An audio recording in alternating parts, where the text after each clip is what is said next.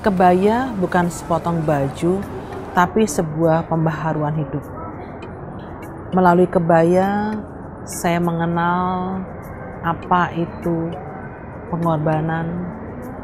Dalam kebaya, saya merasa begitu banyak berkat yang tercurah.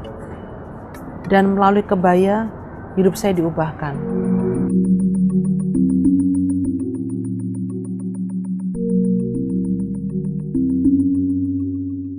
Sebagai seorang anak Avanti, memang saya harus akui di hadapan umum dan publik bahwa saya menjadi anak Avanti bukan seperti hadiah yang turun dari langit, tapi ada sebuah perjuangan hidup yang terus saya perjuangkan karena saya menyadari begitu banyak keterbatasan yang saya punya, termasuk pendidikan saya hanya sampai bangku SMP. Tetapi pada akhirnya saya menyadari ketika ibu saya mengatakan, talentamu akan menyelamatkan hidupmu. Lalu saya mencoba untuk memberikan fokus pada pilihan hidup saya, berkarya melalui talenta saya, dan saya yakin bahwa ada satu masa di mana apa yang saya yakini itu adalah sebuah kepercayaan. Saya tidak mencari apa yang tidak saya miliki. Pada kenyataannya saya memiliki sebuah prestasi, yang prestasi itu ada di dalam diri saya berupa talenta. Nah, keyakinan saya untuk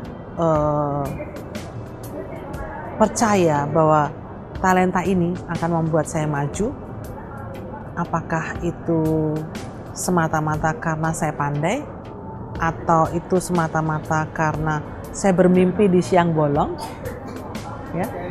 Dan pada kenyataannya adalah saya belajar untuk menyadari, belajar untuk menerima keadaan saya, dan kemudian melakukan eksperimen-eksperimen dengan apa yang saya punya. Dari kecil saya sudah mulai berbeda. Saya sudah mulai melihat bisnis, bikin baju kur untuk sekolahan saya, mulai menerima kostum-kostum panggung untuk kelompok-kelompok dance group, mulai menengok ke guru-guruhan. Waktu itu Mas Guru lagi hitsnya dengan Suara Mahardika. Saya yakin ada satu pintu tertutup, tapi banyak jendela terbuka untuk saya pada saat itu. Keterbatasan hidup, jatuh bangun, dan kemudian mengalami proses perceraian pada pernikahan pertama saya yang gagal. Dan bersyukur tahun ini buat saya apa yang sudah saya alami bersama dengan suami dan anak-anak. Dan bersyukur tahun ini saya sudah mampu merayakan ulang tahun yang ke-25 untuk perkawinan saya. Beliau bukan laki-laki pertama dalam hidup saya, tapi saya yakin dan percaya bahwa terakhir dalam hidup saya. Dan perjalanan jatuh bangun juga kegagalan dalam rumah tangga, kemudian juga bagaimana tahun 98 tempat kami dibakar massa.